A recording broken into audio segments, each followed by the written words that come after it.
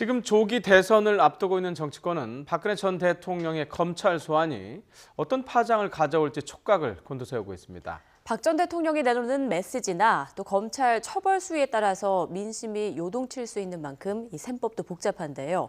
전준영 기자가 각 당의 속내를 분석해봤습니다.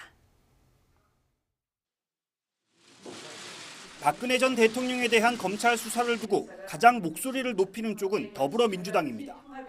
박 전 대통령의 범죄 혐의가 구체적으로 드러나면 정권 교체를 요구하는 목소리가 커지면서 촛불 민심이 민주당으로 결집할 것으로 보기 때문입니다.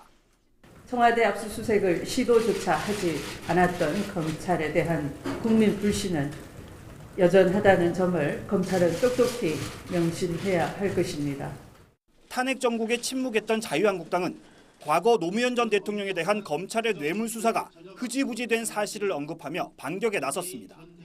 문제는 결국 박근혜 정권이 아니라 제왕적 대통령제라는 논리로 정권 교체에 쏠린 관심을 개헌 프레임으로 전환하려는 시도입니다. 지금이라도 떳떳하게 노무현 전 대통령 일가의 640만 달러 뇌물 사건을 다시 수사하여 진실을 국민 앞에 밝혀야 한다고 말해야 합니다. 국민의당과 바른정당은 검찰의 엄중한 수사를 촉구한다는 원론적 입장만 밝힌 채 사태를 주시하는 분위기입니다. 박 전 대통령 수사가 부각될수록 민심은 다시 처벌론과 동정론의 얀 극단으로 쏠리면서 중도를 지향하는 두 당의 입지가 위축될 수밖에 없기 때문입니다.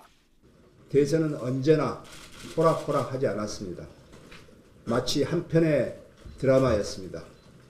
국민의당은 국민 모두가 기대하는 이변을 꼭 만들어서 이렇게 대통령 탄핵과 국정 파탄이라는 큰 실패를 겪고 나서는 다시 대한민국을 리모델링하고 시스템을 정비해야 하는데 대선에 묻혀서 그것이 흘러가는 듯해서 박근혜 정권은 민심과 헌법 절차에 따라 막을 내렸지만 박 전 대통령의 검찰 출석을 바라보는 민심이 어느 정당에 손을 들어줄지는 좀 더 지켜봐야 할 것 같습니다.